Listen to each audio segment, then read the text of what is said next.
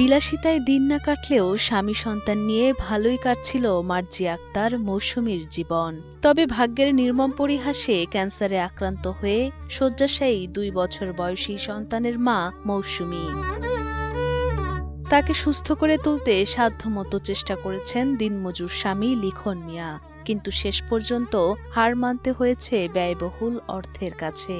পঙ্গু বাবারও সামর্থ্য নেই মেয়ের উন্নত চিকিৎসা করানোর। আমার করার কিছু নাই, আপনারা এগিয়ে আসুন। আমার চলার মতো কোনো শক্তি নাই, আমি কিভাবে করবো? আমি মেয়েটা আমার খুব কষ্ট, আদুরের মেয়ে। অসুস্থ হওয়ার পর মৌসুমী তার স্বামী সন্তান নিয়ে আশ্রয় নেন বাবার বাড়ি রংপুর নগরীর নূরপুর এলাকায়। মৌসুমীর বাবা মোবারক হোসেন এক যুগ আগে স্ট্রোক করেন এবং পরে পঙ্গু হয়ে যান।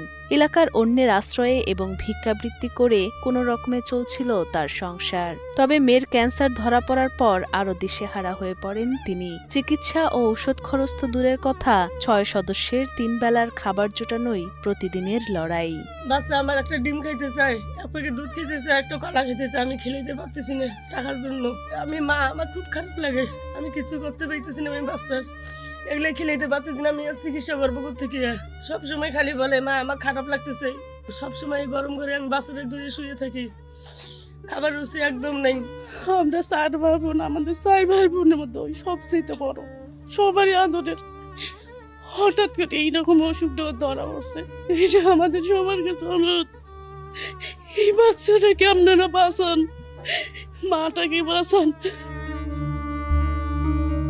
বছরখানেক আগে গলায় টিউমার দেখা দেয় মৌসুমীর। এরপর শরীর জুড়ে শুরু হয় তীব্র ব্যথা, জ্বর আর দুর্বলতা। পরীক্ষা নিরীক্ষা শেষে শুরুতে যক্ষ্মা ধরা পড়লে ধারকর্জ করে চিকিৎসা করান তার স্বামী লিখন। প্রায় 1.5 লাখ টাকা খরচ